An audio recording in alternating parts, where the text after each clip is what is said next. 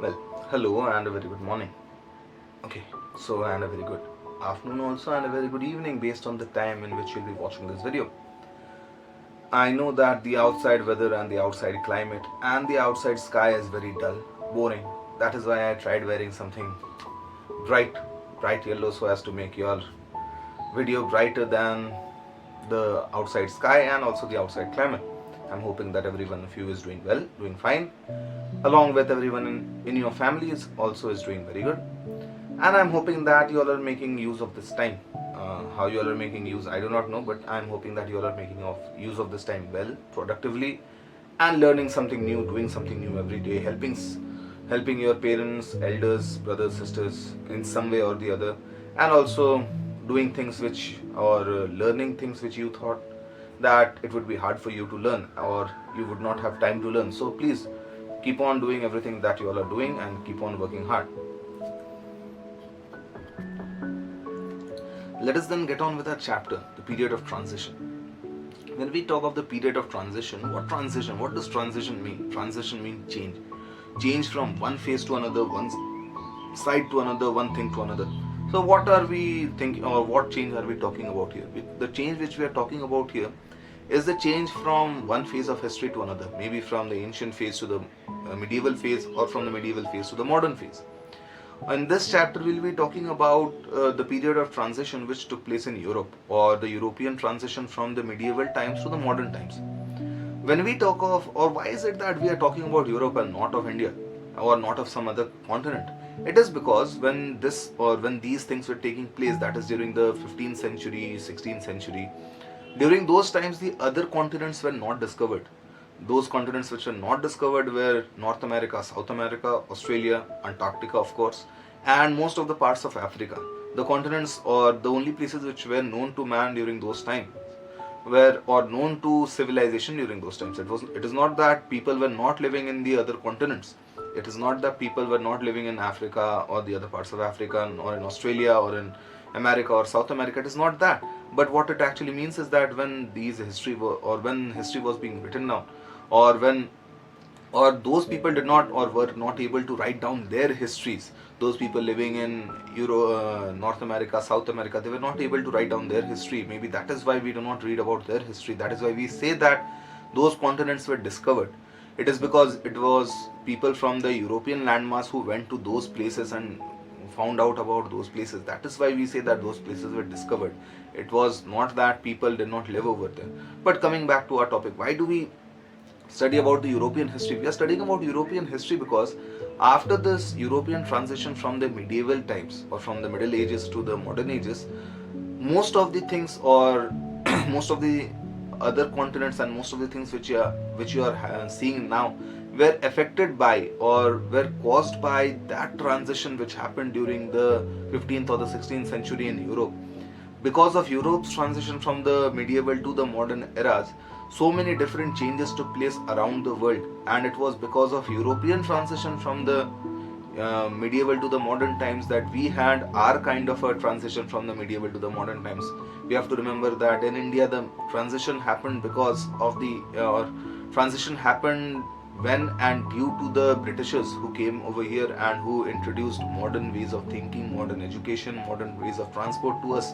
So it was because of those European or it was because of the European transition which happened, which shaped the most of the world as we know it today. That is why it is very important, very pertinent to know about or learn about or understand what were the things or what were the causes, what were the changes which took place during the European transition.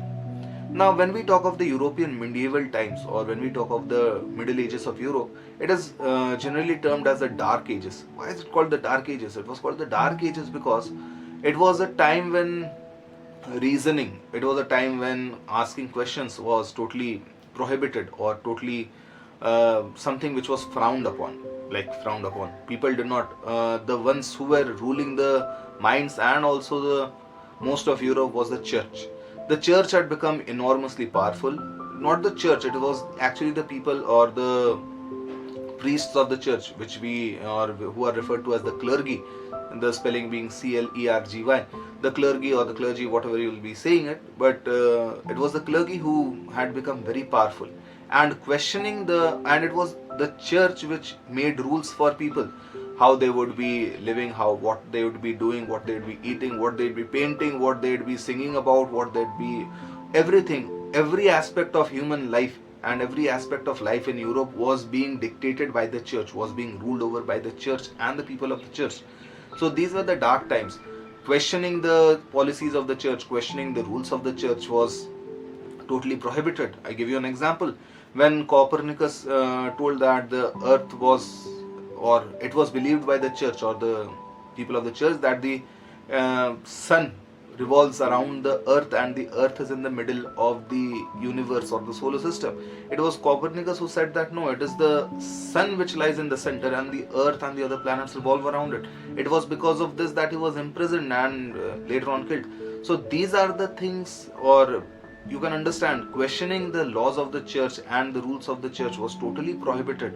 Any kind of scientific inquiry, any kind of questioning, any kind of thinking was totally prohibited by the church. Now, Europe during that time was having two main classes or two main people who were ruling over the people, or two main sections who were ruling over the people. First section was the church and the second was the ruling class or the aristocracy. There was no in between. It was the church and the aristocracy, and the other people were just having to follow the rules and the dictates of these two classes. Now a third class started coming up, that is the merchant class. Why did this happen? If you all remember, in one of my video lecture, in the first one, during when I was talking about the introduction to the British rule in India, I had told that the Europeans had to find an alternate sea route to reach India. But before that was found, I had told that there was the overland route.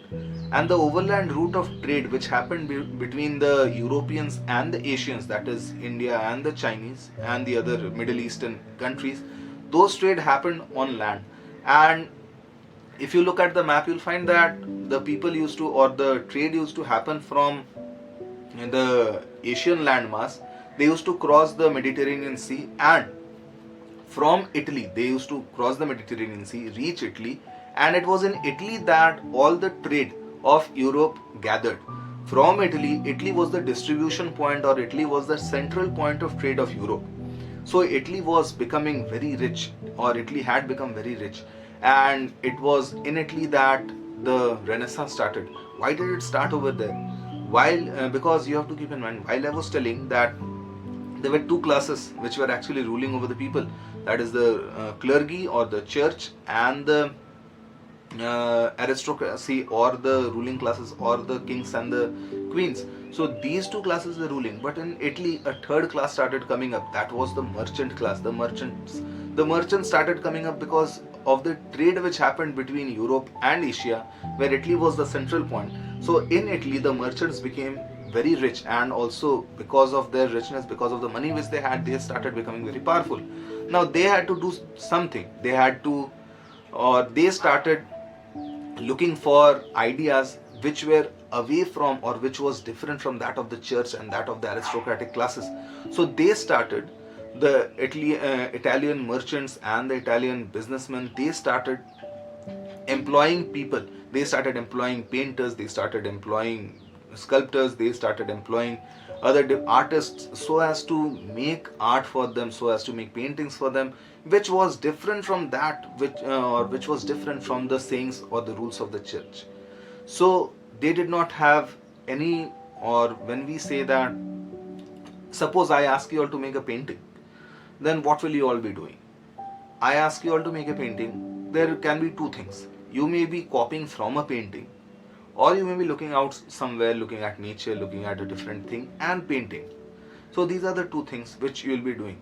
Now what happened in Italy was, if people, suppose forget Italy right now, I'm talking of you. If I am asking you to paint, and if I am asking you to paint something by looking at a book, or looking at a painting book which was painted by someone, when you take that painting book, you will be painting what that person had painted, isn't it?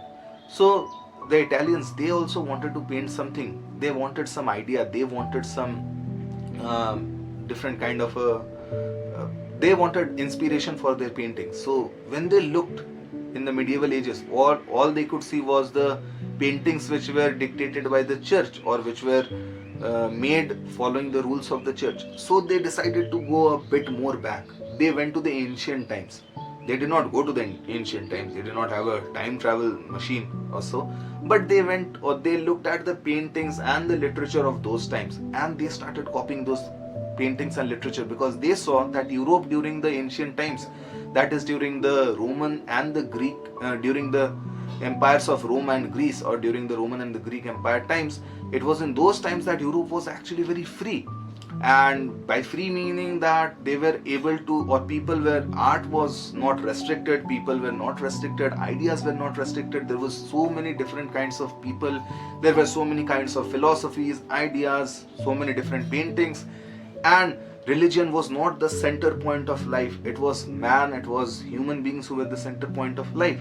So when the Italian painters and the artists, they started looking at ancient Europe, or when they started looking at ancient Greek and Roman Empire, during those times they saw that it was a very different story than that of the medieval times. So they started copying from those. They started taking inspiration from the ancient Greek and the Roman empires. That is why this phase was called Renaissance. Renaissance means rebirth. Rebirth as in bringing back those philosophies, those ideas, those paintings, bringing back the essence of the ancient Greek and the Roman Empire back into Europe, bringing back the glory of the Italians understood that it was the ancient Roman and the Greek empires were glorious because not because of the vast empires, or not because of their conquests. No, they understood that it was glorious because it did not put restriction on people's thinking. It did not restrict the mind. It allowed for the mind to function freely. So they brought back those ideas, and Renaissance started in Europe. And Renaissance actually started with Italy in Europe. And this Renaissance means rebirth, as you may be seeing in your book, or in any other places it may be written, or it will be written that Renaissance is rebirth and bringing back or reviving the ancient glory of Europe and the Greek and the Roman times into the modern. So this was the rebirth, or this was the Renaissance we are talking about. And this Renaissance actually paved the way for so many modern things which happened.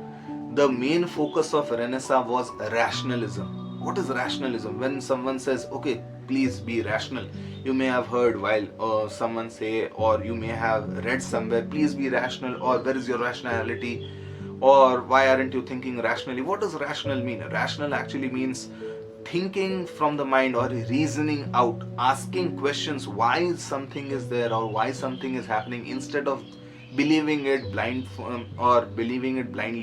So rationalism was one of the effects of Renaissance. People started reasoning, people started asking questions, people started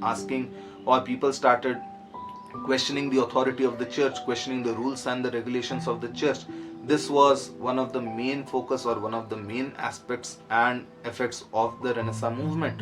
This rationalism started spreading to Europe and also to the other different places. So this rationalism is a very important phase. This rationalism questioned the superstitious beliefs, the faiths of the church, and also of the different practices which were being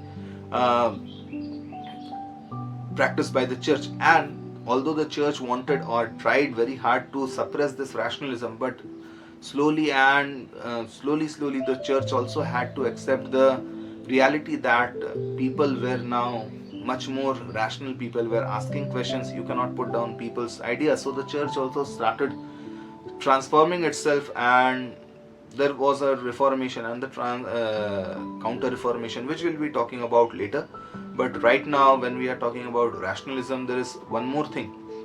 The main thing which we talk about in rationalism is people will not be believing everything blindfoldedly.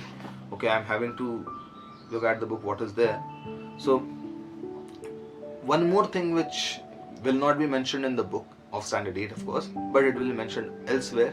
There was one thing which was an effect of Renaissance, that was humanism. What is humanism? As I was telling, during the Renaissance or before the Renaissance, during the medieval ages, it was the church which was in the center of the life in Europe. But what happened after Renaissance? After Renaissance, it was people, it was humans, it was human feelings, it was human emotions, it was human art, it was human thinking, which became the central point of life. So humanism was also a effect or an after effect of Renaissance alongside rationalism. So you understand what is rationalism? Rationalism is nothing but questioning the beliefs or not believing anything blindly asking the reasons or questioning the things which actually is making something happen, is questioning the laws and not believing everything blindly. That was rationalism. If someone asks what is humanism, so humanism only means putting humans in the central point of life and not religion or God in the central point of life. So these changes happened during the medieval period of rationalism of Renaissance, and these things later on gave rise to industrialization and colonialism, imperialism. Those things we'll be doing in the further lectures or in the further video lectures. But before that, just keep in mind a few people who were actually said to be the forerunners or who were at the forefront, of Renaissance people or painters, sculptors. We had Michelangelo, we had Leonardo da Vinci, we had after some time we had also Shakespeare, we had Copernicus, we had Galileo. So these people were the ones who actually brought in this who actually brought in the spirit of inquiry and spirit of inquiry. The spirit of inquiry is a very important thing over here. This is what rationalism was all about: spirit of inquiry, inquiring about different things. So I hope this part, Renaissance part, why it started in Italy, what was Renaissance, what is rationalism, what is humanism, the people associated with it. I hope that this is all clear to you all. If you all will be having any doubt, please tell me or refer to your doubts or tell me your doubts in the comment section. And please stay safe, be safe, keep smiling and stay happy.